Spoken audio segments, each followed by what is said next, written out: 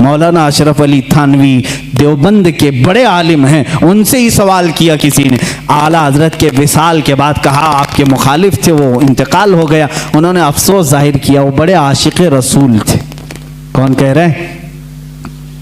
अशरफ अली थानवी साहब कह रहे हैं वो बड़े आशिक रसूल थे। हैं मजमे में कहा वो आपको काफिर कहते थे, आपकी जमात को। तो उन्होंने तकफीर की, उन्होंने बर्दस्ता कहा। मौलवी अशरफ अली थानवी साहब की ये बात भी हमने नहीं छापी, देवबंद से छपी हुई है। चाहे तो किसी को मैं दिखा सकता हूँ, ये चीज़ें मौजूद हैं। उन्होंने लिखा, कहा अपने मुरीदों से, मियाँ मौलाना अहमद रज़ा खान साहब अगर हमको काफिर नहीं कहते तो वो खुद काफिर हो जाते हैं। अजीब बात है, अजीब बात है। इकरार भी है फिर इसरार भी है।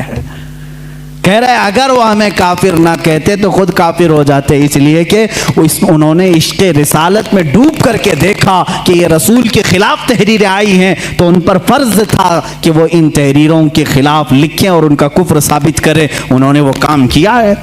ये दुगले लोग होते हैं, इधर भी बोलते हैं उधर भी बोलते हैं। जब आपको मालूम है तो तौबा कर लेते बेचारे, सारा मामला ही खत्म हो जाता। और फिर ये बहस बहुत लंबी हो जाएगी। मैं दूसरे दीगर मकातिब फ़िक्र के उलमा की बातें अगर बताऊं, दीगर उलमा जो अहले हदीस के उलमा हैं, देवबंद के उलमा हैं, गैर मुक़ल्लिदीन के उलमा हैं, उन्होंने भी लिखा है कि आला हज़रत इमाम अहमद रज़ा खान रहमतुल्लाह ताला अलैह का कोई सानी नहीं था, इल्म में उनका कोई सानी नहीं। हमारे उलमा की बात छोड़ें, मैं दीगर मकातिब फ़िक्र के उलमा की बात कर रहा हूँ। मौलाना अबुल ओला मौदूदी, मौलाना अबुल हसन नदवी और दीगर लोगों के साथ साथ शायर मशरिक अल्लामा इकबाल ने भी कहा है। इकबाल का तराना बड़े ज़ोर और शोर से गाते हो। उन्होंने क्या लिखा है? कहते हैं अगर इमाम आज़म अबू हनीफा अपने ज़माने में अहमद रज़ा खान साहब को देख लेते तो अपने ख़ास शागिर्दों में रख लेते हैं। और कहा कि इस ज़माने के वो सानिए इमाम आज़म अबू हनीफा हैं। हम नहीं कह रहे हैं, ये शायर मशरिक अल्लामा इकबाल कह रहे हैं।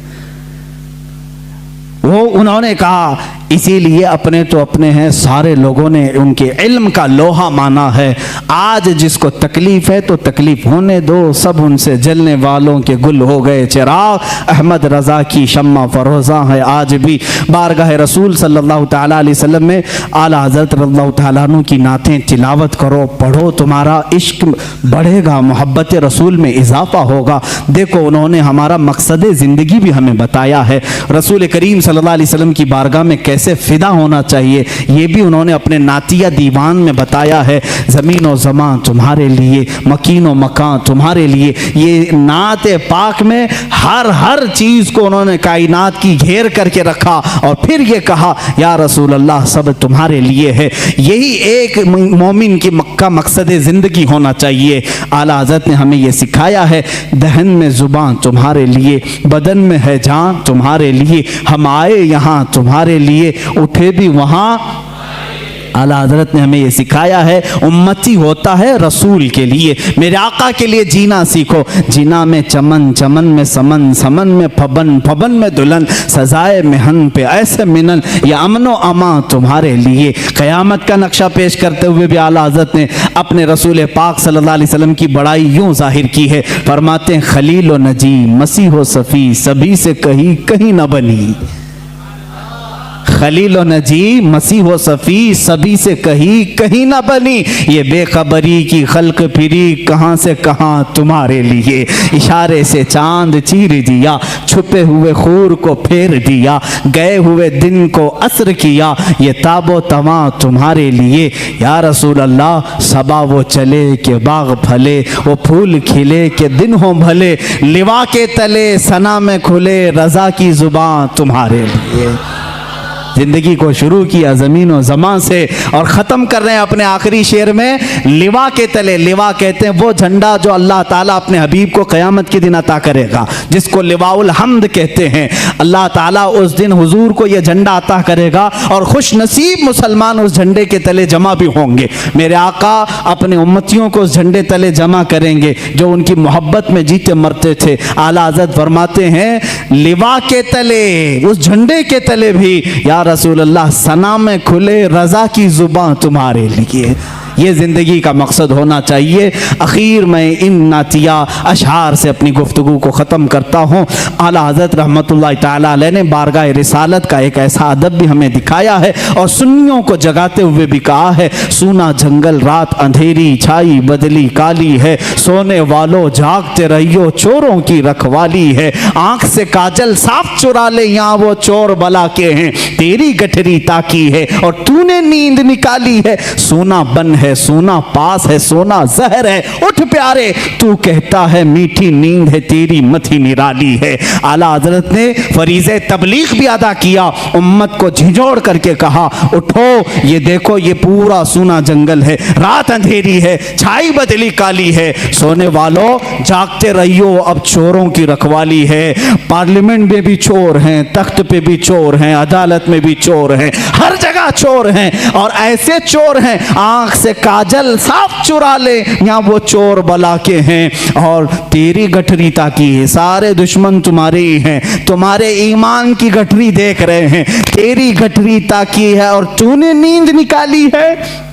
तुम्हें तो इस आलम में सोना ही नहीं चाहिए, तुम्हें तो इस आलम में सोना ही नहीं चाहिए। आला हज़रत रहमतुल्लाह ताला अलैह फरमाते हैं, कातिल डाइन इस शहद दिखाए जहर पिलाए, ये यही लोग हैं आज, शहद दिखाएं जहर पिलाए, कातिल डाइन शोहर कुछ, इस मुर्दार पे क्या ललचाए, दुनिया देखी भाली है। दुनिया को आला हज़रत ने फरमाया ये डाइन है, ये कातिल है, ये शोहर को मारने वाली है। कैसी वो औरत जो अपने शोहर को मारती है वो अच्छी होती है? रोज अपने आशिक बदलती है, उसको डाइन कहते हैं। कातिल है, डाइन है, शोहर कुछ है, ये रोज अपने आशिक बदलती है। आज तुम्हारे पास है कल किसी और के पास चली जाएगी, आज तुम्हारे पास बहुत माल लेके आएगी कल यहाँ से निकल जाएगी दूसरे के पास जाएगी, ये रोज शोहर बदलती है। आला हज़रत फरमाते हैं, शहद दिखाए जहर पिलाए, कातिल डाइन शोहर कुछ, इस मुर्दार पे क्या ललचाए, दुनिया देखी भाली है। मैंने आला हज़रत से पूछा, ए इमाम अहले सुन्नत अब हमें करना क्या चाहिए?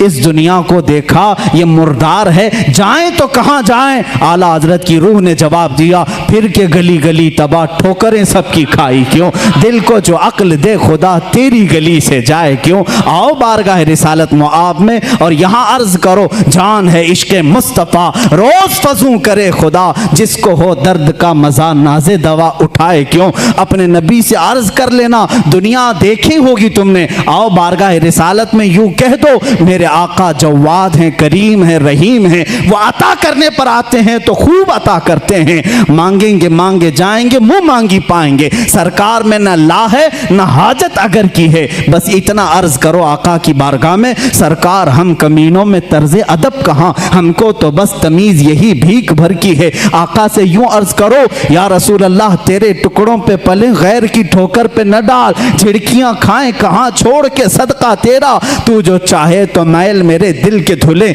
या रसूल अल्लाह कि खुदा दिल नहीं करता कभी मैला तेरा। बारगाह रिसालत में आओ ऐ गुलामों, यहाँ अर्ज करो, यहाँ से मिलता है, वाह क्या जूदो करम है शह बता तेरा, नहीं सुनता ही नहीं मांगने वाला तेरा। ये वो दरबार रिसालत है, यहाँ कतरा कोई मांगता है तो दरिया दिया जाता है। आखिर में यही आला हज़रत ने अर्ज किया, अब तो न रोक ऐ गनी आदतें सग बिगड़ गई, अब तो न रोक ऐ गनी। इस शेर को अगर मैं समझा दूं तो बड़ा मजा आएगा। मेरे मुर्शिद गिरामी ने मुझे ये बात समझाई थी, कहा कि इस शेर का क्या मफहूम है। फरमाते हैं, कुत्ते को जब तुम अच्छी ग़िज़ाएं खाने की आदत डाल लो तो फिर वो कड़क ग़िज़ा नहीं खाएगा, सूखी रोटी नहीं खाएगा। बिस्किट खाने वाला कुत्ता बिस्किट ही खाने लगता है। नरम ग़िज़ा खाने की आदत जिसकी हो जाए वो वही मांगने लगता है। आला हज़रत रहमतुल्लाह ताला अलैह फरमाते हैं बारगाह रिसालत मुआब में, या रसूल अल्लाह हम ये नाज़ो अंदाज, हमारे ये जो कर्रो फर, ये शान, ये सब तो आप ही की अता की हुई है, ये सब आराम, ये नाज आपने दिया है हमें। अब अगर आप रोक देंगे, अगर आप रोक देंगे तो ये बंदा बंदा कहाँ जाएगा? फरमाते हैं अब तो न रोक ऐ गनी, आदतें सग बिगड़ गई, मेरे करीम पहले ही लुक़्मा तर खिलाए क्यों, मेरे करीम पहले ही लुक़्मा तर खिलाए क्यों। बारगाह रिसालत में उनका इतना यकीन था, इतना तवक्कुल था, इतना यकीन था अकीदे में, उन्होंने यही कहा क़यामत के दिन भी मेरा यकीन ये कहता है कि आला हज़रत रहमतुल्लाह अलैह अपने एक शेर में यूँ कहते हैं कि क़यामत के दिन जब आमाल तोले जाएं और पूछे जाएं और हमारे तमाम आमाल को हम देख करके घबराएं तो हमें क्या कहना चाहिए उस वक्त? फरमाते हैं कि डर था कि इसियां की सज़ा अब होगी या रोज़े जज़ा। ये एक नात है उनकी, रुख दिन है या महरे समा, ये भी नहीं वो भी नहीं, शब जुल्फ है या मुश्के खुता, ये भी नहीं वो भी नहीं। उसी में आकर के एक शेर कहते हैं, डर था गुनाहों की सज़ा अब होगी या रोज़े जज़ा, दी उनकी रहमत ने सदा, ये भी नहीं वो भी नहीं।